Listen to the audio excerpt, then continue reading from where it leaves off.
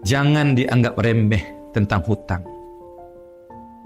Ada seorang yang berjuang di jalan Allah Subhanahu wa taala. Ada orang yang berbuat baik dengan orang tuanya.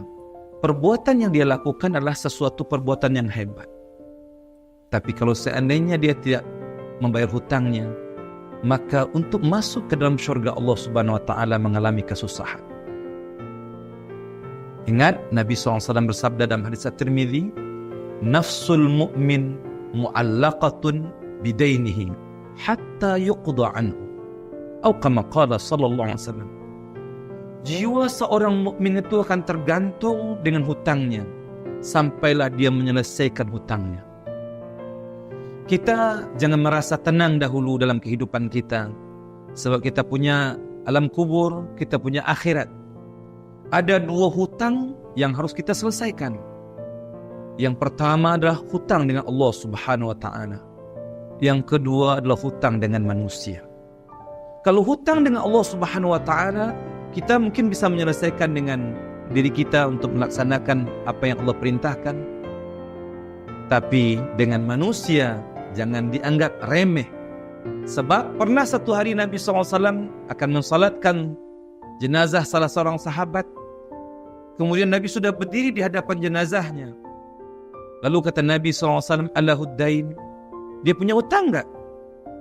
Kata keluarganya, "Ada 3 dinar ya Rasulullah."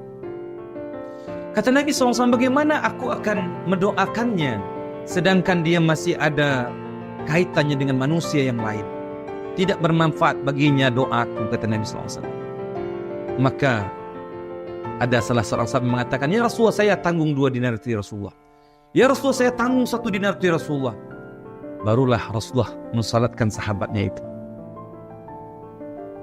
Wahai saudaraku, Rasulullah sendiri pun sudah mengatakan bagaimana saya akan menjamin dengan doa saya, sedangkan doa suatu makbul.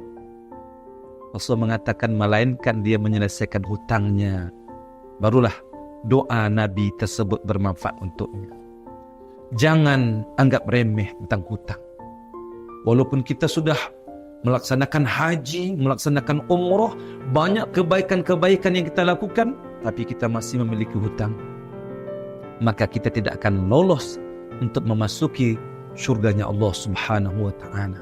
Dan bahkan orang yang berjihad di jalan Allah Subhanahu wa ta'ala sendiri pun, dia tidak akan mendapatkan syurga Allah Subhanahu wa ta'ala sampai dia melunaskan hutangnya.